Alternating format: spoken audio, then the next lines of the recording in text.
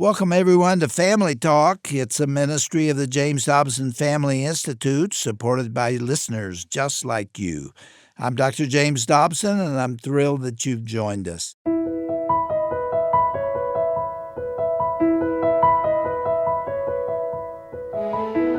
Well, welcome to Family Talk. I'm Roger Marsh. Today, we are bringing you part 2 of a powerful conversation featuring our own Dr. James Dobson and Star Parker, founder and president of the Center for Urban Renewal and Education. Star Parker has consulted with Congress on welfare reform. She's the author of several books and speaks on college campuses all across the nation.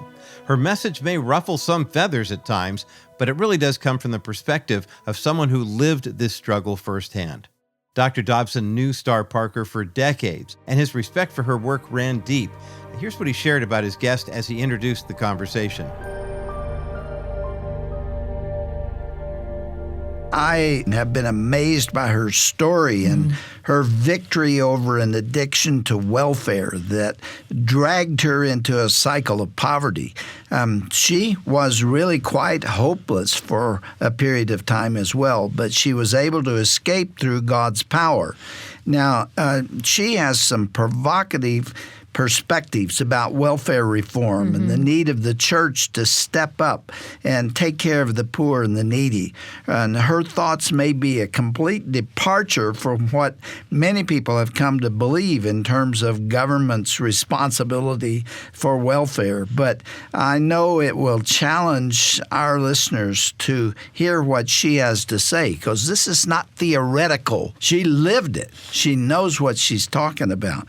And you know, one of the things that I've heard her say is that when Jesus was speaking to 5,000 people who became hungry, he turned to his disciples and said, "You feed them." Now, I take that to mean the church has the responsibility to reach out to people in need. We can't let them starve to death. The safety net belongs first to the church. That's going to irritate some people because the church has financial needs too, but I believe God will bless those that do what Jesus said, that inasmuch as you do it unto the least of these, my brothers, you do it unto me.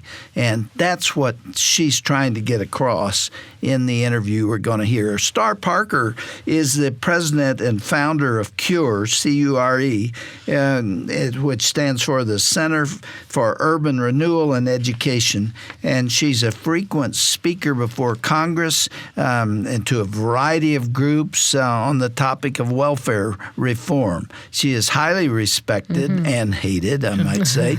She's written about the matter extensively, and I know that our listeners are going to find her practical advice both biblical and challenging.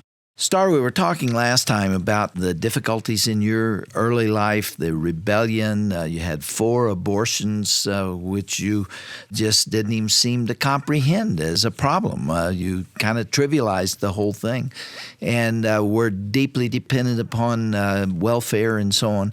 Let's get right back into that content. You've got in your book, Uncle Sam's Plantation, a description of 3 kinds of poor people. Describe those categories for me. What I'm doing in chapter 1 is talking about poverty and trying to define it, because if we're going to be in a war that we spend the type of money we do, over $1 billion a day, I figured maybe we should know what poverty looks like. So I looked at the economically challenged, and God loves them. I mean, these are the ones that I believe that when Jesus in the Sermon on the Mount was talking about, you know, how blessed this group is, this is what he had in mind. But then we also have the lazy poor. And this is the group that took tremendous advantage of the compassion of Americans in the welfare state. Who knows? That idea may have worked if we did not start this whole entitlement mentality growing to where people actually believe that they do not have to be a part of their own life. I had bought into that. That's one of the reasons in my rebellious state that I could live so lawlessly and carefree is because I figured somebody else would clean up any mess behind me. You're just conditioned to believe these things when you're growing up in this type of situation. They sort of owed it to you. They owed it. That was one strong message in Black America and still is today. In fact, we have 40... Is that related to the legacy of slavery? So they try to attach it to the legacy of slavery. And I've even debated people like Jesse Jackson on this issue that keeps insisting that it's related. But yet, when you look at most of the social pathologies playing in Black America today, these are new phenomena. This wasn't 50 years ago. Black households were healthy during that time. They may have been poor, but they were healthy.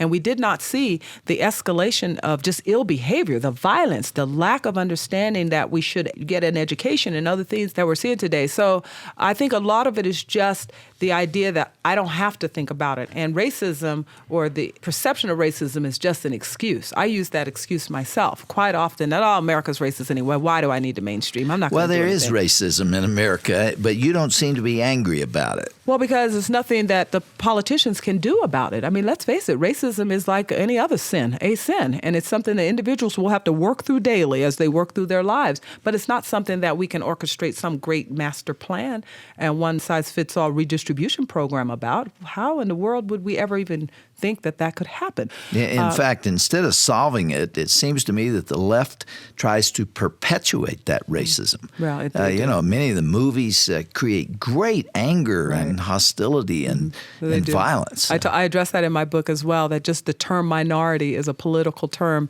And there is racism, as you just pointed out, but there's also a whole industry that's built off of the perception of racism. Yeah. And it's a few billion-dollar industry.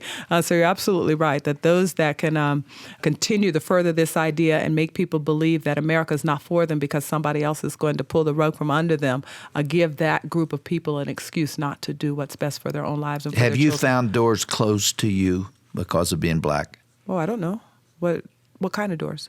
Dr. Dobson, you know me. I'm going to go in any door, even if it's locked. I don't know. You don't ask. I don't think about that either. Yeah. I have fun being Black. I just have a good time with it. And I believe that when God painted me Black, it was for a purpose. And I think that even in our history, as dear as that is and as big a struggle as it was, like in any struggle or any pain, there is a purpose and there's deeper meaning. As you mentioned earlier in our private discussion about the loss of my 14-year-old, I'm having even a deeper understanding of the beauty in pain and in suffering. And so when you look at the struggle of Blacks in this country, if we could just recognize that God placed me here for a purpose, then we would realize that we have a significance even being here in America. And so I have a good time with it. And most of my friends, even my white friends, we have a great time with it. You have such a healthy attitude, Star. That's why I like you and how much I appreciate what you're trying to do, because you're really trying to teach some of those attitudes to both the Black and the white community. I think so, because most of the things that we're trying to solve politically, we can address ourselves, just in our own personal relationships, just in our own personal time.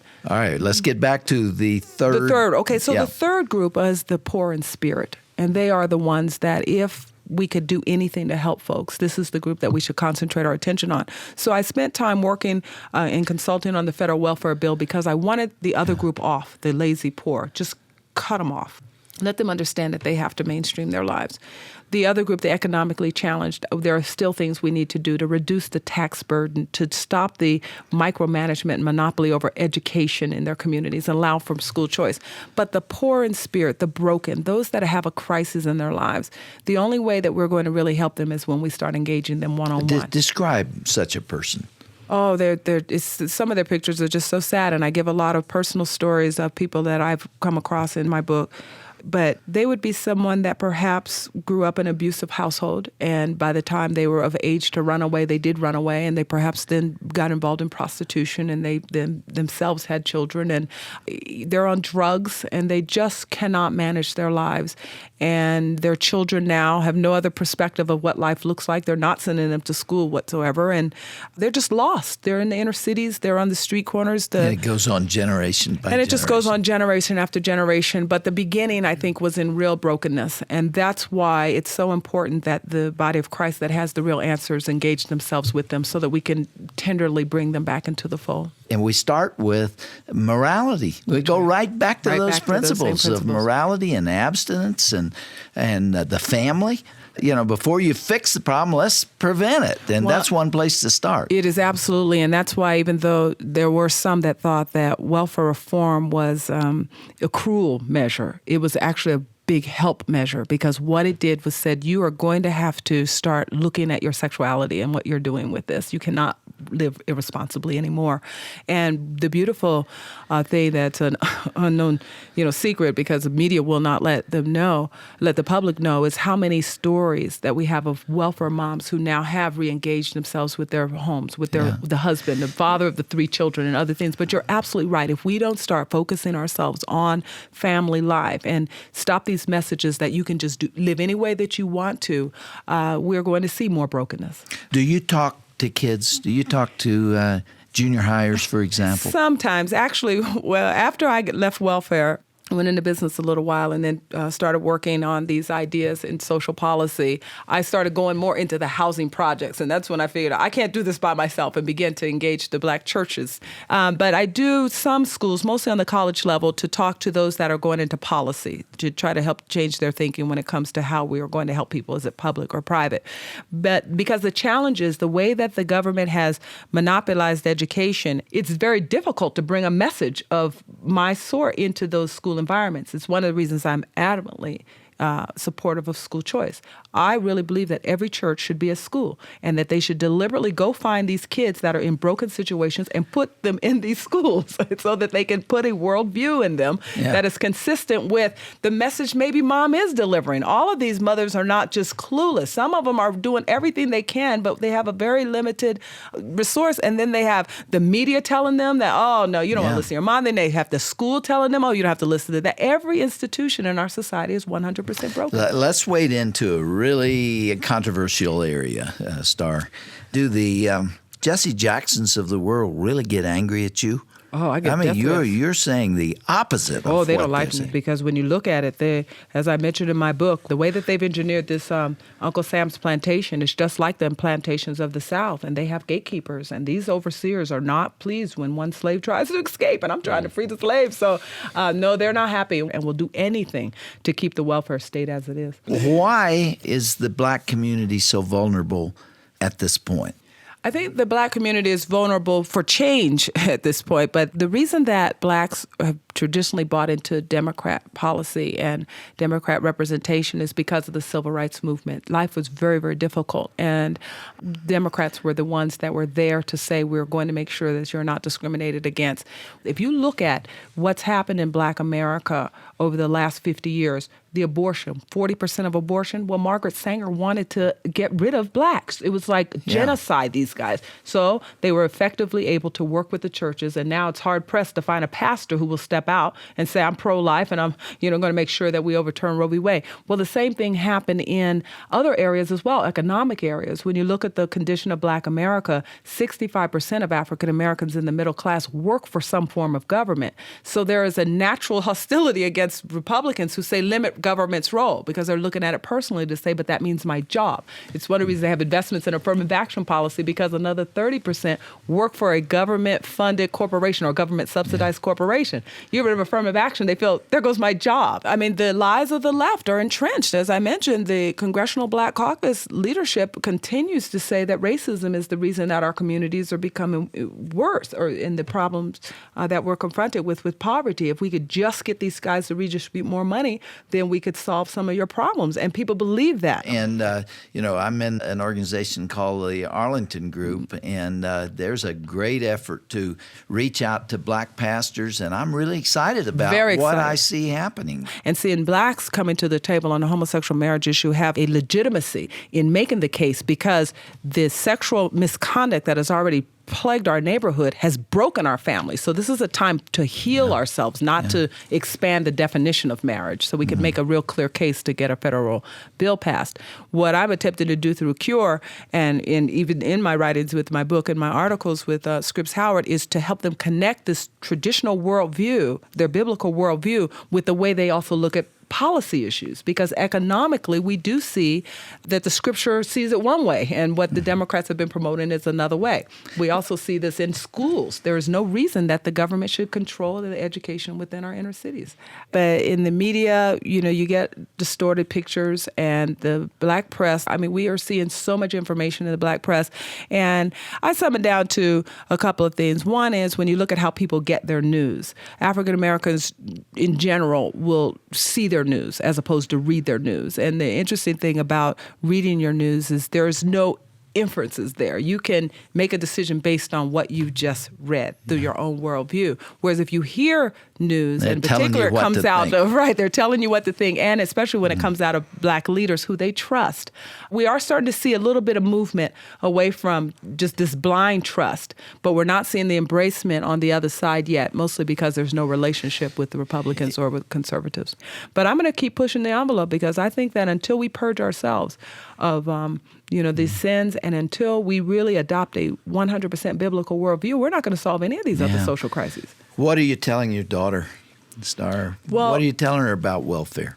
Oh, She knows it by now, doesn't she? Interesting that you would ask that when you think about where I began with this girl. I mean, I used to leave her home. I was so into drugs and stuff. I would leave her home, and she was barely old enough to answer the door or the phone, and I would just leave her there and not even know what time I would return. But by being able to place her in a Christian school and be able to then adopt a new worldview and try to help her with that, she married young. She's married today, and her and her husband are doing pretty well. And she works with me. Part-time, running my office.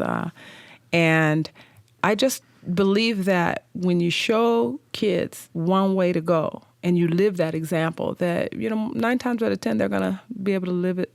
But we know that it's not always true. I mean, we cannot look at a one-size-fits-all model or say that if I do step 1, 2, 3, and 4, it's all going to work out, because my second daughter is beautiful a child as she was and was just my right hand. Everyone knew her very well and just loved the Lord. Made one bad choice, and it cost her life. Yeah, she died under very unfortunate circumstances, and I know you don't want to go into it, and I won't ask you, but our people should pray for you. Thank you. That's very, very hard. I don't mind talking about it because I think that, in fact, I know, because I have had to work these things through personally.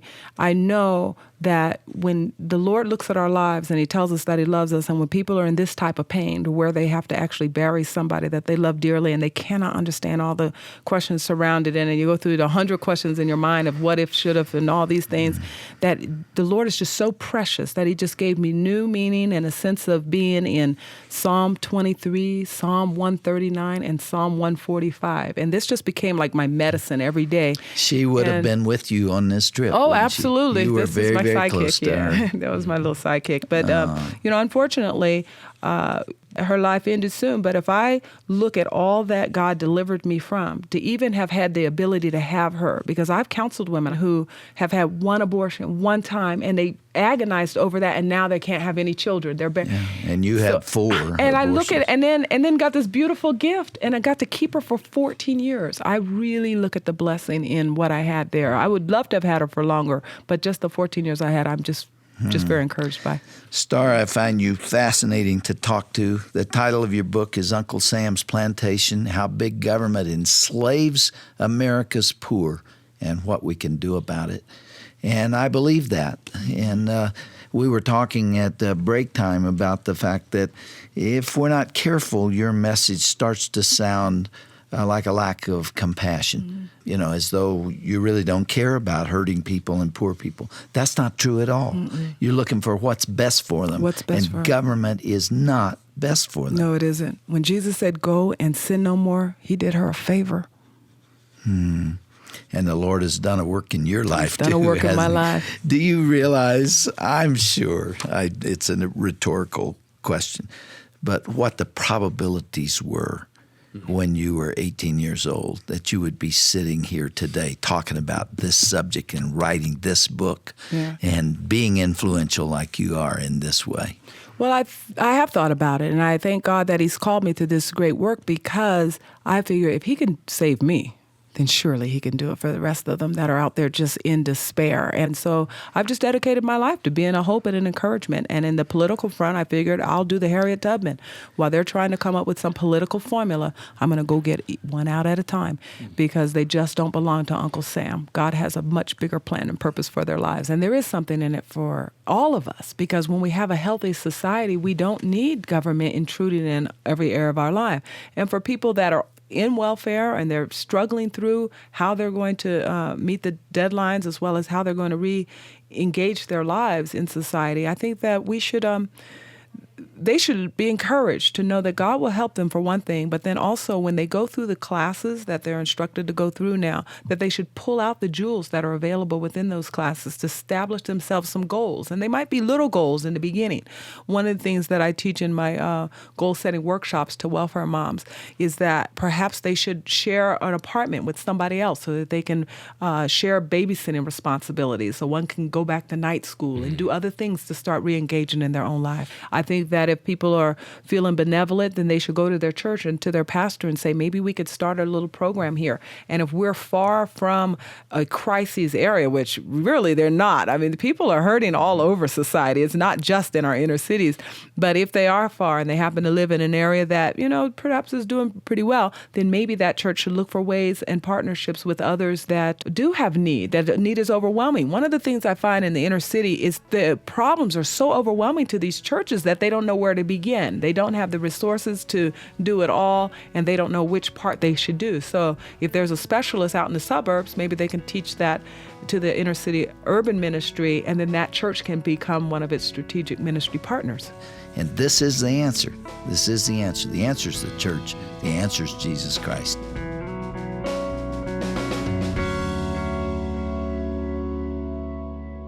Even though the government tries to be everyone's provider, it can't offer what people need most. That is personal care, genuine relationships, and the hope of the gospel.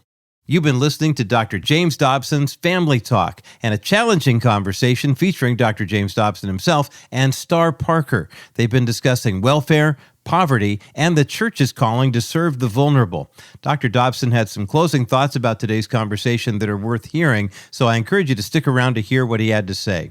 And if you missed any portion of this two-day conversation, or if you want to share it with a friend, we encourage you to visit jdfi.net. Well, if you're a mom who could use some daily encouragement, I want to tell you about a powerful resource we've created. It's called Empowering Moms, and this email series was designed specifically for mothers who are running households, raising children, and trying to do it all. You'll receive time-tested truths and daily encouragement to help you be the best mom you can be. These messages offer practical parenting advice along with spiritual renewal to inspire you every day. To sign up for our free Empowering Moms email series, go to jdfi.net, search for that title, Empowering Moms, and you'll be led right to that resource. The conversations we bring you on Family Talk all point to the driving mission of the Dr. James Dobson Family Institute, to preserve and promote the institution of the family and the biblical principles upon which it is based. Day after day, we are working to introduce as many people as possible to the gospel of Jesus Christ, while also defending the sanctity of human life, religious freedom, and righteousness in our culture. But we can't continue this work without partners like you who share our commitment to biblical truth. Your gift today helps us keep broadcasting these important conversations to families all across America. And you can make a secure donation when you go to jdfi.net. That's jdfi.net. Or you can give us a call. Our constituent care team is ready to help when you call 877-732-6825. That's 877-732-6825. And now, here once again is Dr. James Dobson and his closing thoughts on today's conversation with Star Parker. What she had to say today, I hope, strikes a chord in the hearts and minds of our listeners. At least they ought to think about it. Mm-hmm. Give her a hearing, especially with regard to the responsibility of Christians to be the safety net, to reach out to those who can't care for themselves. It's our God-given task as the Christian community to take care of the needy and the poor. I mean, Jesus talked about that repeatedly in the Gospels, and yet the government has taken it upon itself to give handouts, and pardon me, but I think it's often done for political reasons, to make people dependent on government, and then you vote for those that are offering entitlements. As Star Parker said, the government does not have an arm to put around these people, but we do. Now, let me make it clear.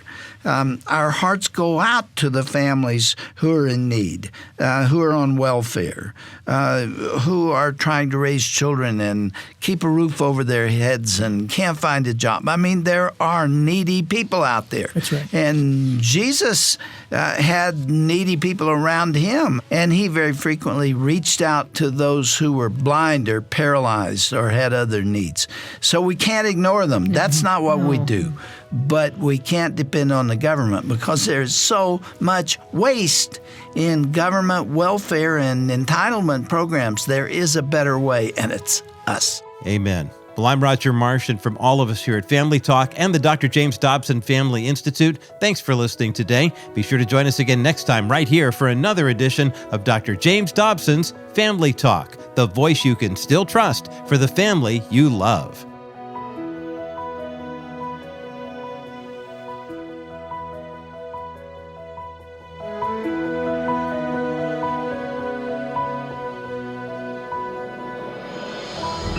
This has been a presentation of the Dr. James Dobson Family Institute. In our digital age, technology can both connect us and challenge us. That's why the Dr. James Dobson Family Institute is here to help you navigate those complex times with wisdom from God's Word. When you're feeling overwhelmed by parenting challenges or seeking biblical guidance for your marriage, our resources provide the practical help you need right when you need it most. Through our daily broadcasts, timeless books, and digital resources, we're here with you every step of the way. Thank you so much for partnering with us. Together, we're building a legacy of faith, family, and freedom that will endure for generations to come.